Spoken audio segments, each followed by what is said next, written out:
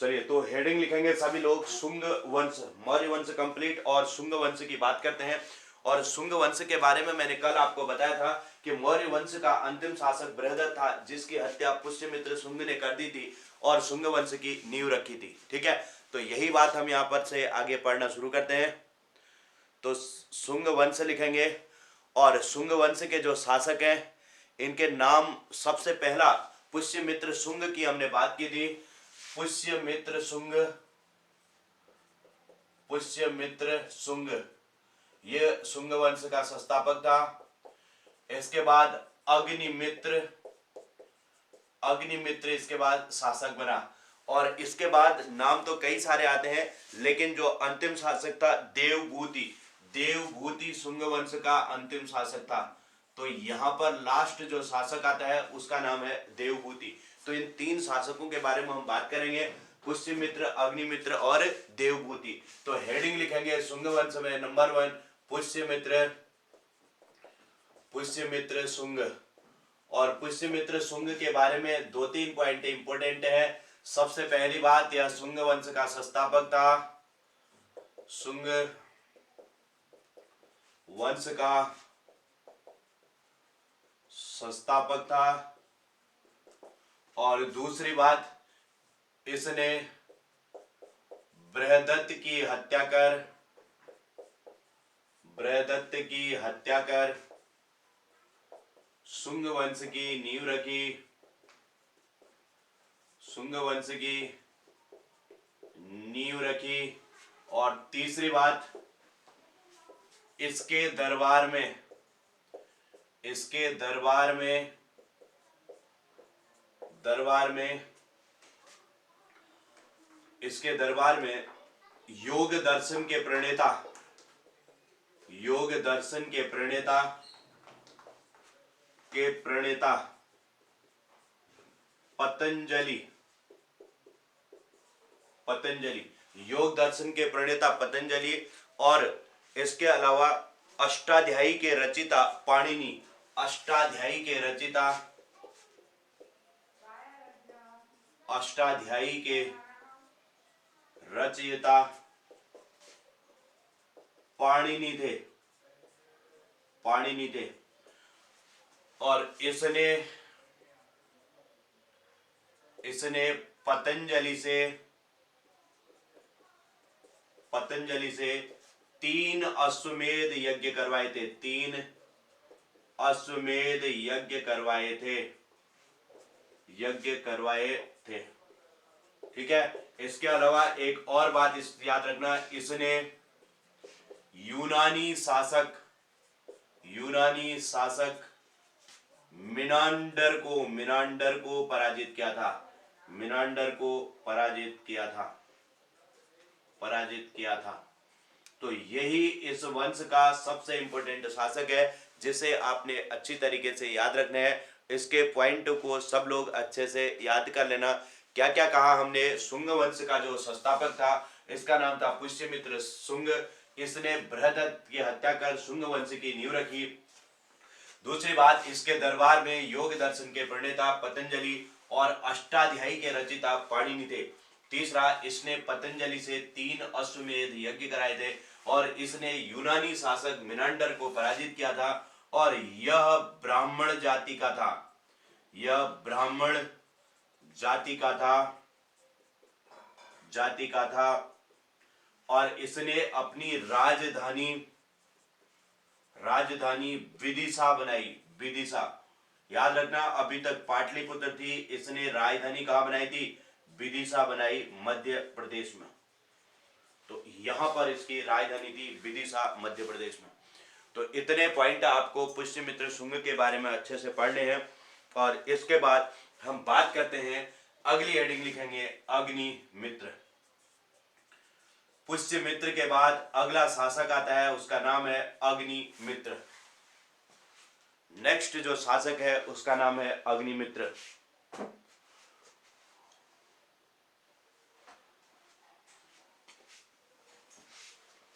अग्निमित्र लिखेंगे।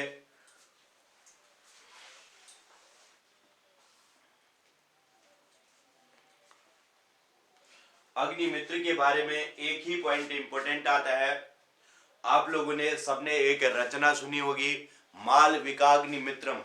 कालिदास की एक रचना है मालविकाग्निमित्रम। तो मालवी और अग्निमित्र के प्रेम पर आधारित है यह रचना। तो मालवी और अग्निमित्र के प्रेम पर आधारित रचना मालविकाग्निमित्रम, ये कालिदास की रचना, इनके प्रेम पर कालिदास ने रचना लिखी थी। उसी के लिए जाना जाता है कि कालिदास ने मालवी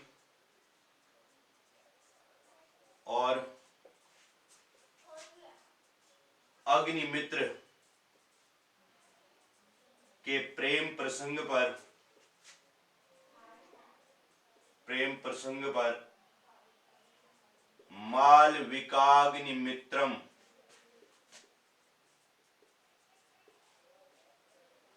की रचना की थी। और एक पॉइंट और कहते हैं कि इसने भी यूनानियों को पराजित किया था। यूनानियों को या यवनों को पराजित किया था। इसने यूनानियों को पराजित किया था। तो यवन शासक जो है उनको भी इसने पराजित किया था। गुड इवनिंग रेखा, गुड इवनिंग। चलिए, तो इतने ये 2 पॉइंट इसके बारे में लिख लेना, इसके अलावा और कुछ नहीं है। तो पुष्यमित्र, शुंग और अग्निमित्र हो गया। इसके बाद इस वंश का अंतिम शासक, इसका नाम है देवभूति। और लिख लेना, शुंग वंश का अंतिम शासक था देवभूति। तो इसके बाद लास्ट पॉइंट लिखेंगे, शुंग वंश का अंतिम शासक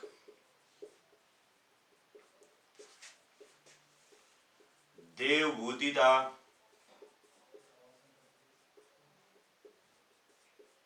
जिसकी हत्या वसुदेव ने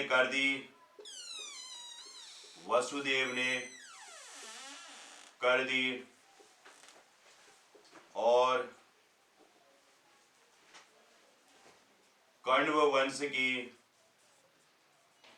नींव रखी।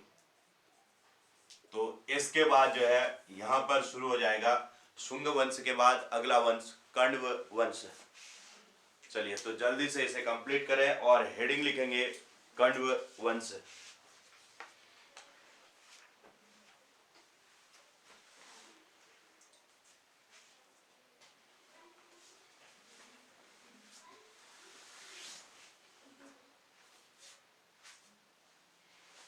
नेक्स्ट लिखेंगे कण्व वंश। जल्दी से कंप्लीट करें।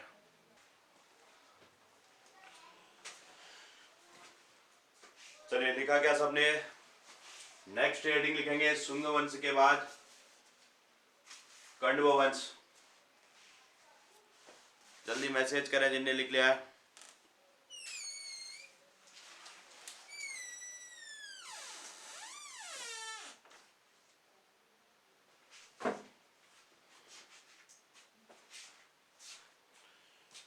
नेक्स्ट लिखेंगे कण्व वंश।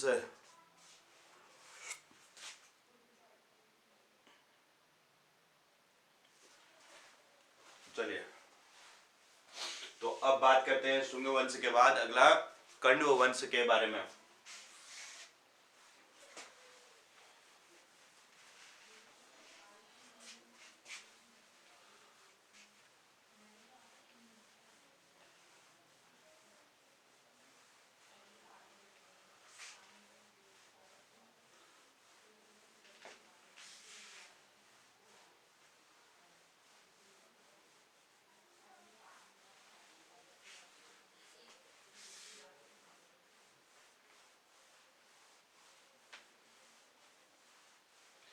नेक्स्ट हेडिंग लिखेंगे कण्व वंश।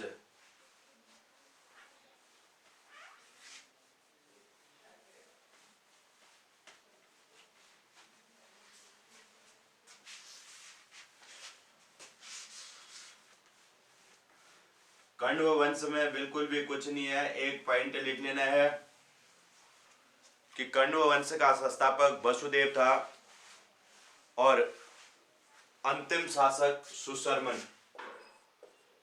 कण्व वंश, एक तो लिख लेना संस्थापक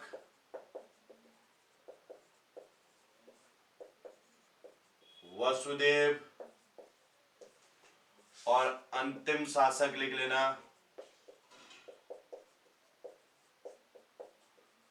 सुशर्मन। इस वंश का अंतिम शासक था सुशर्मन और जिसकी हत्या सिमुक ने कर दी थी। फिर लिख लेना सुशर्मन की हत्या, सुशर्मन की हत्या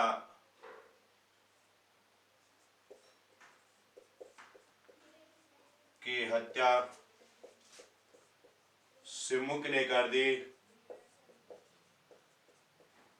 और आंध्र सातवाहन वंश की नींव रखी। आंध्र सातवाहन वंश की नींव रखी। तो अब यहां से शुरू हो जाता है आंध्र सातवाहन। तो हम यहां से अब बात करेंगे आंध्र सातवाहन की। जल्दी से इसे लिखें और हेडिंग लिखेंगे आंध्र सातवाहन वंश। चलिए, तो नेक्स्ट हेडिंग लिखेंगे आंध्र सातवाहन।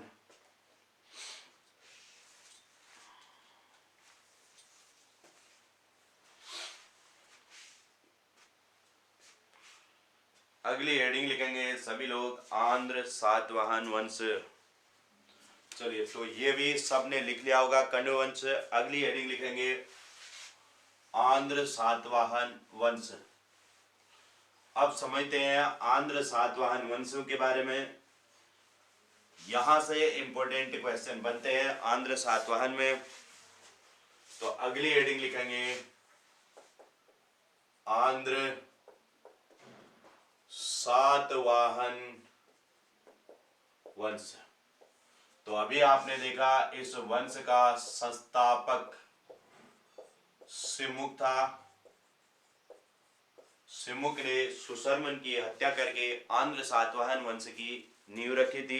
तो ये आपने देखा था। राजधानी याद रखेंगे इनकी, राजधानी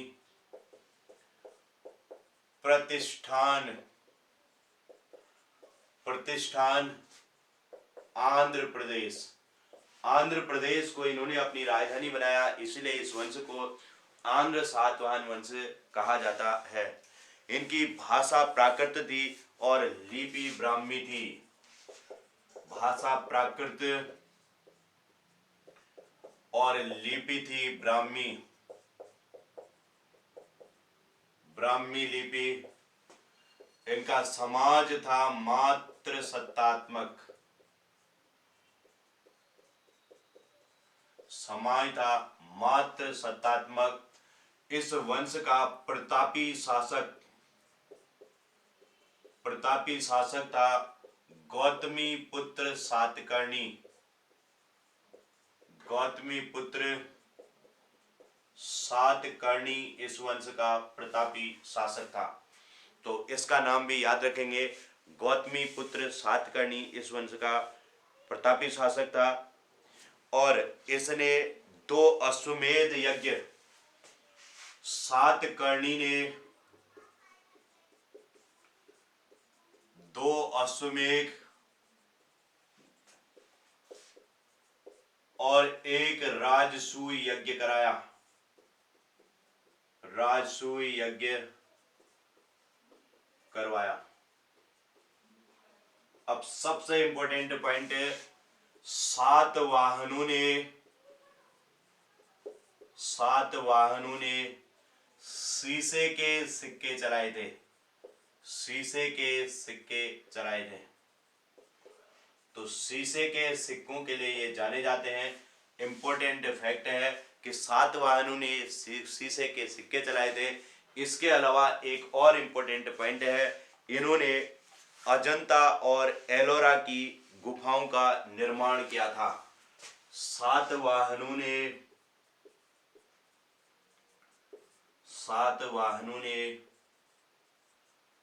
अजंता और एलोरा की गुफाओं का निर्माण किया।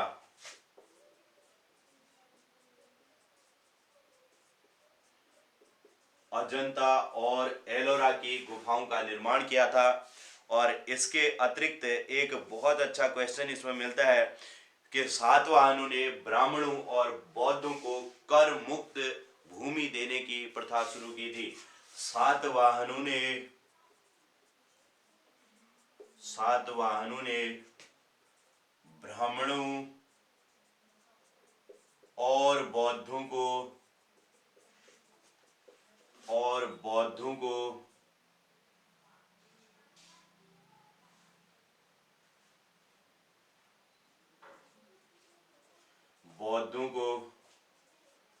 कर मुक्त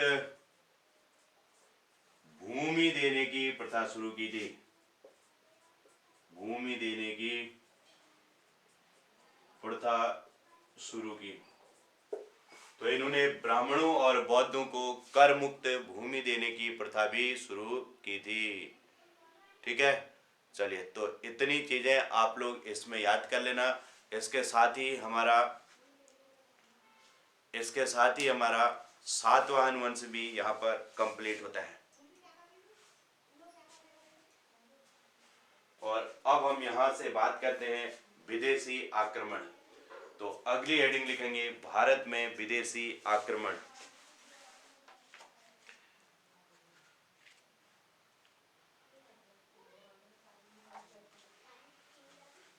अब हेडिंग लिखेंगे भारत में विदेशी आक्रमण।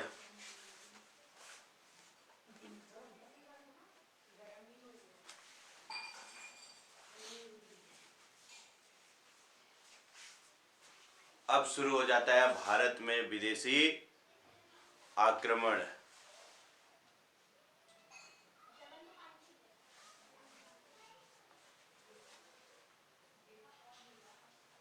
नेक्स्ट हेडिंग लिखो भारत में विदेशी आक्रमण।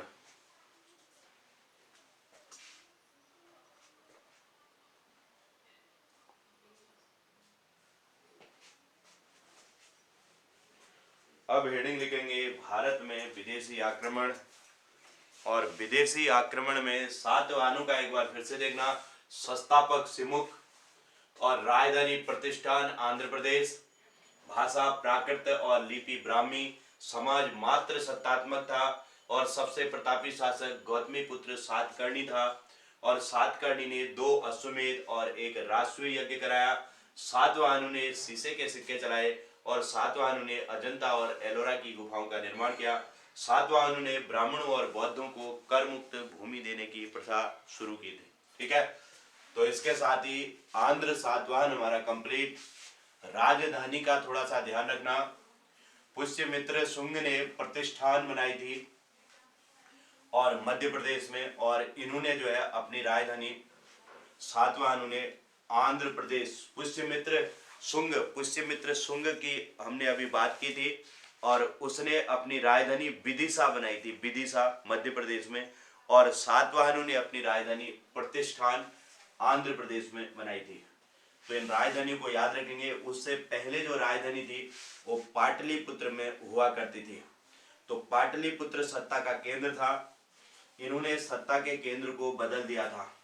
ठीक है, तो इस बात को आप लोग ध्यान रखेंगे। अब यहां से शुरू होता है सातवाहनों के बाद भारत में विदेशी आक्रमण।